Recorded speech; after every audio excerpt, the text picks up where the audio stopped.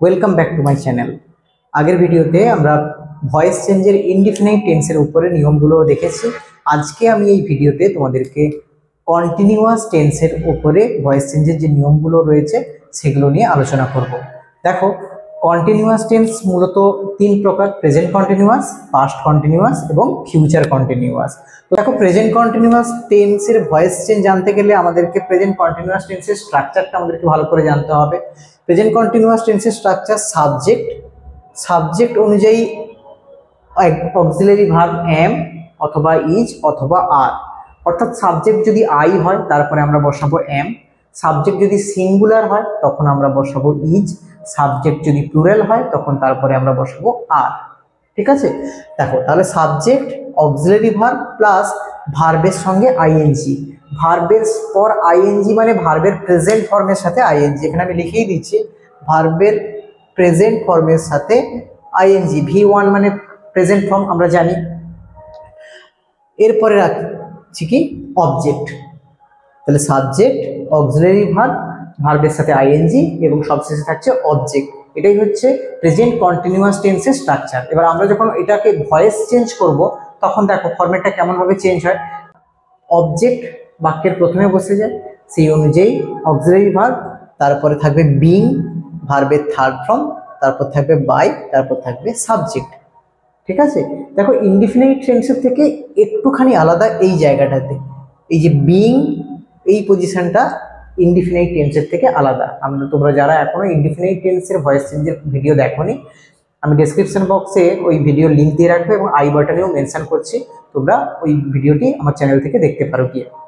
দেখো উদাহরণ দেখো, Mita is writing a letter. একটা ইজি একটা এক্সাম্পল দিয়েছি, Mita is writing a letter. এখানে subject Mita, auxiliary verb is. কেন ইজ হলো? কারণ মিতা একজনের নাম, এটা প্রেজেন্ট টেন্সে বোঝাচ্ছে, সেই জন্য এখানে ইজ লিখেছি।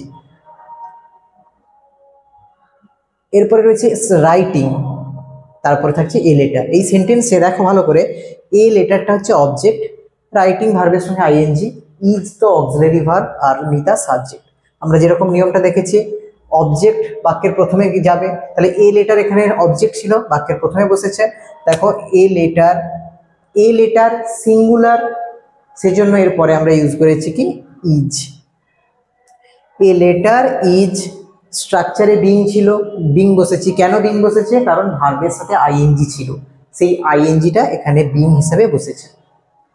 তো a letter is being, write ভার্বের third form written, write, wrote, written, সেই রিটেনটা আমরা ইউজ করেছি এখানে। বাই, আর যেহেতু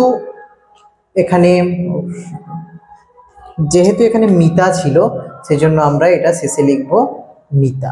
তাহলে a letter is being written by Mita. Okay, এরপর দেখো সেকেন্ড উদাহরণটা, দে আর সিঙ্গিং এ সং।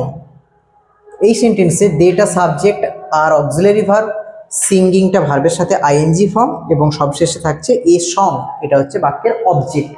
তো অবজেক্ট বাক্যের প্রথমে যাবে এ সং। ঠিক আছে, এ সং মানে একটি গান, এটা নিশ্চয়ই সিঙ্গুলার, সেই জন্য আমি সিঙ্গুলার ভার্ব ইউজ করেছি ইজ। একটা জিনিস লক্ষ্য করো, এখানে দের পর আর বসেছিল, মানে দে প্লুরাল, সেই জন্য তারপরে আমরা আর বসিয়েছিলাম। কিন্তু এক্ষেত্রে কিন্তু এ সঙ্গের পর ইজ বসলো, তাহলে বোঝাতে পারলাম যে সেন্টেন্স স্ট্রাকচারে প্রথমে অ্যাক্টিভ ভয়েসে যদি আর থাকে তার মানে আমাকে যে আর ইউজ করতে হবে তা নয়। কিন্তু এইখানে এই সেন্টেন্সে দেটা সাবজেক্ট ছিল, সেই অনুযায়ী আরটা বসেছে প্লুরাল ভার্ব। এখানে কিন্তু এ সং সাবজেক্ট, সেই অনুযায়ী ইজটা বসেছে অক্সিলারি ভার্ব। হয়েছে? এরপরে যেরকম থাকে বিং, সিং এর পাস্ট পার্টিসিপল ফর্ম ভার্বের থার্ড ফর্ম, সিং, স্যাং, সাং, SUNG, সেই জন্য আমি লিখেছি এখানে সাং। এরপরে বাই, এবং যেহেতু এখানে ছিল দে সেই জন্য আমরা ইউজ করব দেম, দে থেকে দেম হয়। হয়েছে? এখানে দে কি করে দেম হলো, অর্থাৎ অ্যাক্টিভ ভয়েসে ছিল দে, সেখান থেকে কি করে দেম হলো প্যাসিভ ভয়েসে, এটার ডিটেলস ভিডিও আমি আমার চ্যানেলে দিয়ে রেখেছি।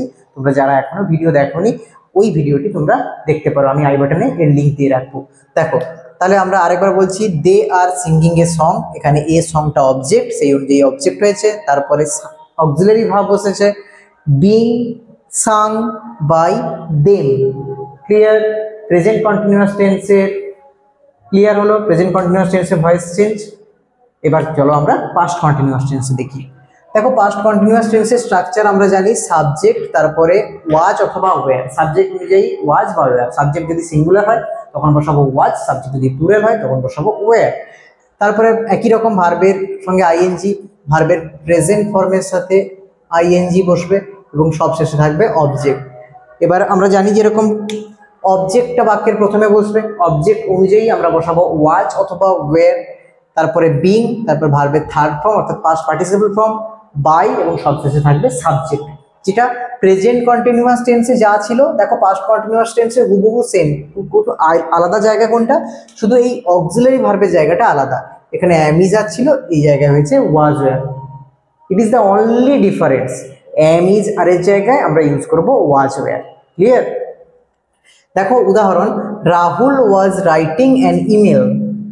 Rahul was writing an email. Rahul subject, was auxiliary verb, writing হচ্ছে ভার্বের সঙ্গে আইএনজি ফর্ম, অ্যান ইমেল হচ্ছে অবজেক্ট। তাহলে অ্যান ইমেল যেহেতু অবজেক্ট, এটাকে আমরা বাক্যের প্রথমে ইউজ করি অ্যান ইমেল। ক্লিয়ার? সিঙ্গুলার হয়ে গেল সাবজেক্ট। অ্যান ইমেল, একটি ইমেল, সিঙ্গুলার ফর্ম, সেজন্য আমরা ইউজ করেছি ওয়াজ। তারপরে বিং, রাইটের past participle form written, by, Rahul যেহেতু সাবজেক্ট ছিল আমরা রাহুল ইউজ করেছি। তাহলে an email was being written by Rahul. Clear? এটা কোনো কঠিন কিছুই নয়, শুধু জাস্ট আমি যে নিয়মগুলো যেরকম ভাবে পড়াচ্ছি তোমরা বুঝতে থাকো, তোমরা খুব সহজেই এটা বুঝতে পারবে। সেকেন্ড উদাহরণ দেখো, উই ওয়ার ইটিং পিৎজা।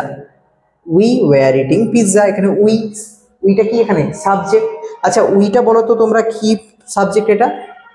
এটা হচ্ছে প্লুরাল, সেই জন্য আমরা ইউজ করেছি কি ওয়্যার। ওয়্যারটা plural auxiliary verb. We were eating ভার্বের সঙ্গে আইএনজি, পিৎজা। এখানে পিৎজাটা অবজেক্ট, সেই জন্য আমরা পিৎজাটাকে বাক্যের প্রথমে লিখেছি পিৎজা। ওয়াজ, কেন ওয়াজ হলো? কারণ পিৎজা সিঙ্গুলার, সেই জন্য আমরা ইউজ করলাম ওয়াজ। পিৎজা ওয়াজ বিং, ইটের past participle form eaten, by us, we থেকে আস। ক্লিয়ার? ফিউচার কন্টিনিউয়াস টেন্সের ক্ষেত্রে সাধারণত কোনো ভয়েস চেঞ্জ হয় না, সেজন্য আমি এটা ক্রস দিয়েছি এবং লিখেই দিয়েছি। In practical English we almost never use the passive form of future continuous tense. ইংলিশের ক্ষেত্রে ফিউচার টেন্সের কন্টিনিউয়াস ফর্মের বা ফিউচার কন্টিনিউয়াস টেন্সের ভয়েস চেঞ্জের উপরে সেরকম গুরুত্ব দেওয়া হয় না, সেজন্য আমরা মূলত প্রেজেন্ট কন্টিনিউয়াস টেন্স এবং পাস্ট কন্টিনিউয়াস টেন্স এই দুটো বিষয়ের উপরে ফোকাস করব। আশা করছি তোমরা কন্টিনিউয়াস টেন্সের অর্থাৎ present continuous tense, past continuous টেন্সটা ভালো করে বুঝতে পারছো। আর ফিউচার কন্টিনিউয়াস টেন্সটা আমরা ফোকাস করছি না, কারণ প্র্যাকটিক্যাল ইংলিশ গ্রামারের ক্ষেত্রে ফিউচার কন্টিনিউয়াস টেন্সের কোনো রকম ভয়েস চেঞ্জ করা সম্ভব নয়। সম্ভব নয় কথাটা ঠিক নয়, ওটাকে জোর দিয়ে একটা করা হয়, ঠিক আছে। কিন্তু আমাদের ইংলিশ গ্রামারের পার্সপেক্টিভে আমরা পাস্ট এবং প্রেজেন্ট কন্টিনিউয়াস টেন্সের ভয়েস চেঞ্জটাই শিখবো। বোঝা গেছে?